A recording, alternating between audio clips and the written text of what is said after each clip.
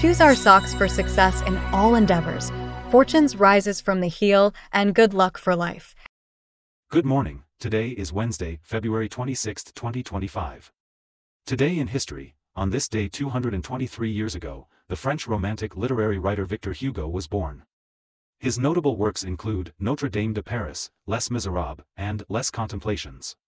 Throughout his prolific career spanning over 60 years, Hugo wrote a plethora of poems, novels, plays, essays, literary critiques, and political articles. His profound influence extends not only in France but also across the globe, earning him the moniker Shakespeare of France. Welcome to today's Ching Chow Morning News. Let's start with political updates.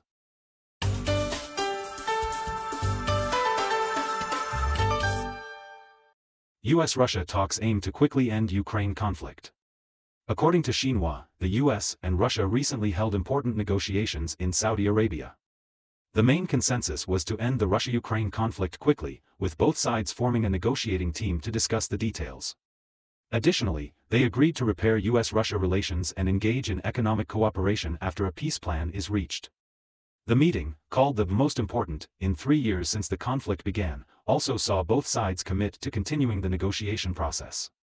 However, Ukraine, a key party in the crisis, was not involved, leading to President Zelensky's dissatisfaction. Analysts believe that while these ice-breaking talks offer a chance to ease the conflict, lasting peace depends on reaching a substantive consensus on key issues. Indonesian president hosts local leaders training. Comprehensive news from Jakarta. On February 20th, Indonesian President Prabowo summoned hundreds of local government leaders for military training team-building activities. Participants were required to wear military uniforms and attend lectures on topics like budget preparation and food security, discussing the 8 visions of Prabowo's government.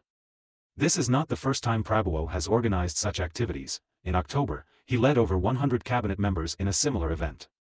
However, the training was boycotted by Megawati, chair of the Democratic Party, who claimed it was politically motivated and instructed her party's local leaders not to attend. As a result, at least 47 people, including the new Jakarta Special Administrative Region Chief Pramono, were absent. Hasto, Megawati's assistant and party secretary general, was previously arrested by the Corruption Eradication Commission.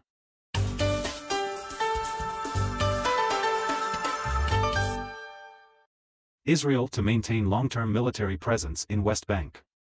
According to Reuters, on February 23, Israeli Defense Minister Katz announced that the military had been ordered to prepare for a long-term presence in parts of the West Bank to intensify attacks on Palestinian armed groups. He instructed the military to expand operations in refugee camps like Jenin, Tulkarem, and Nur Shams to destroy militant infrastructure. In the past month, the Israeli army has conducted large-scale operations in the West Bank against militants, resulting in 40,000 Palestinians fleeing the camps, with many homes and infrastructure demolished. Additionally, Israel has requested the United Nations Relief and Works Agency for Palestine Refugees to suspend its activities in these camps.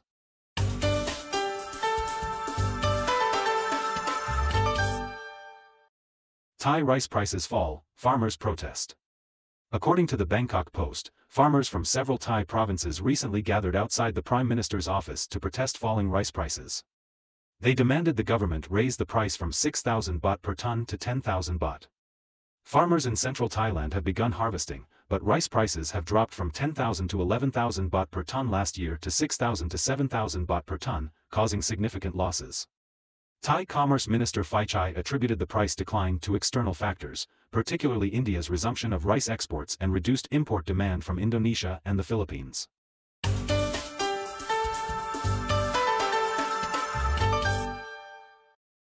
Malaysia busts e-cigarette oil smuggling with narcotics. According to Oriental Daily News, on February 21, Malaysia's Selangor State Police anti-drug team uncovered the largest toxic e-cigarette oil case in history. 7 drug traffickers were arrested, and toxic e-cigarette oil worth Rm 9.924 million was seized. Selangor Chief Police Officer Datuk Hussein Omar Khan revealed that the toxic e-liquid was sold for Rm 270 to Rm 350 per stick, with a net profit of over Rm 1 million after expenses. Investigations found that drug syndicates rented shops to use as drug refining centers, dissolving methamphetamine into liquid, mixing it with e-liquid, and repackaging it for sale to addicts. The e-cigarette packaging was nearly identical to regular e-cigarette products, making it hard for consumers to distinguish the fake products. Nauru sells citizenship to fund climate change efforts. According to Bloomberg News, Nauru recently announced it is selling citizenship.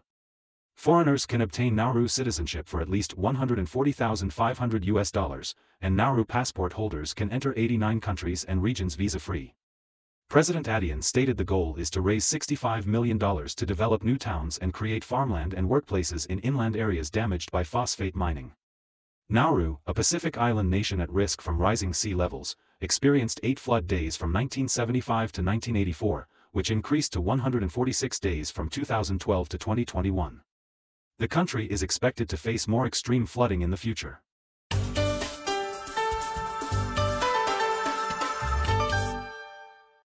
Smithsonian World War II 80th Anniversary Exhibit delayed to 2026.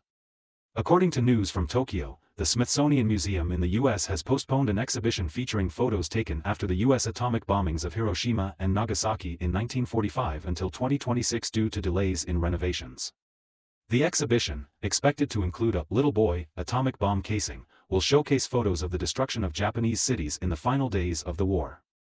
A similar exhibit curated by the Smithsonian in 1995 to mark the 50th anniversary of World War II caused controversy over its portrayal of the atomic bombings. U.S. veterans and members of Congress, who believed the bombs were necessary to end the war, criticized the exhibit for presenting Japan as a victim of U.S. aggression.